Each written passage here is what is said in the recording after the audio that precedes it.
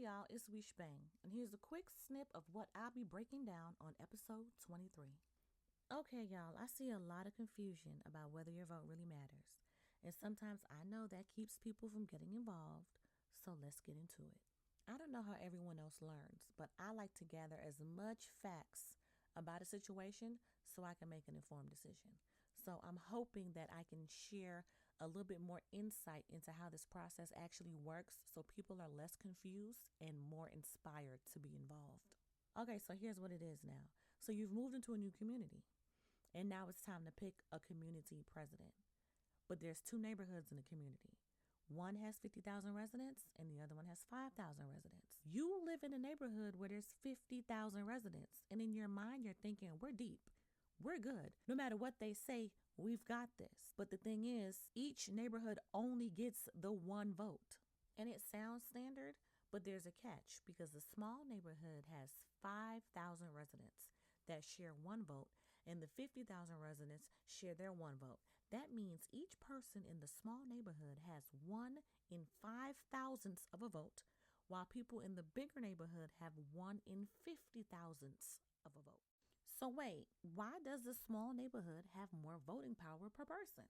It's because the small neighborhood's vote is shared amongst less people, so each person's vote counts a little bit more, while in the bigger neighborhood, their vote is shared amongst so many people, each person's individual vote has less influence.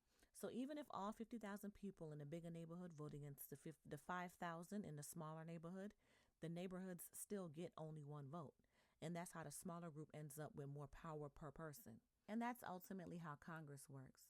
And unfortunately, because of the district maps, politicians who draw them can do two little sneaky things. They can pack a district, and by doing that, they put a lot of the other party's voters into one district.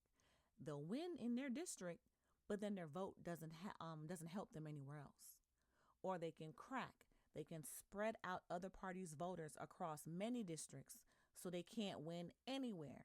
So when they're drawing these lines, it's very important for people to understand what happens when they do this and how it truly does affect your vote, which is how they've got people comfortable with the idea that your vote doesn't matter. Your vote matters if the maps are drawn correctly.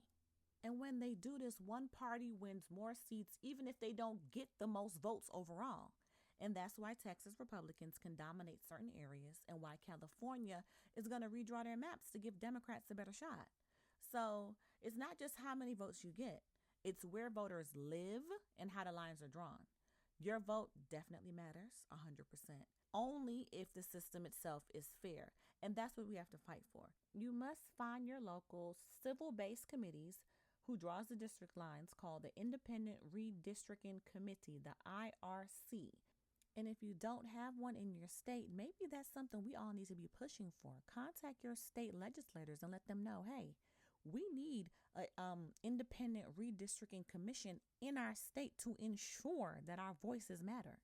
Find out who's in charge. Find out when their meetings are and show up so that your voices can be heard.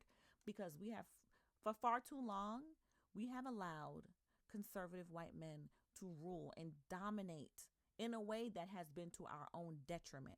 No matter how many nice things we've been able to buy, no matter if we're able to purchase a home or drive a car, when these taxes go up on us, all that hard work that we put in goes nowhere. It goes in the trash. So if you've worked hard in your job and you've been able to go from $10 an hour to $50 an hour, well, if they're taxing you to death, you're back at 10. You're back making $10 an hour if the struggle continues to be real. So it's very, very, very important that everyone wake up and pay attention to what's happening outside, because our government is for us. We pay taxes into a government. The government is not self-sufficient. It is self-sufficient off of tax dollars. Therefore, we have to be very mindful and be very involved in the entire process.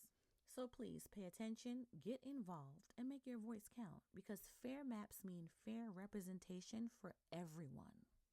And tune in to episode 23 that will be dropping on Tuesday, August 19th on YouTube at The Self-Centered Leo. Until next time.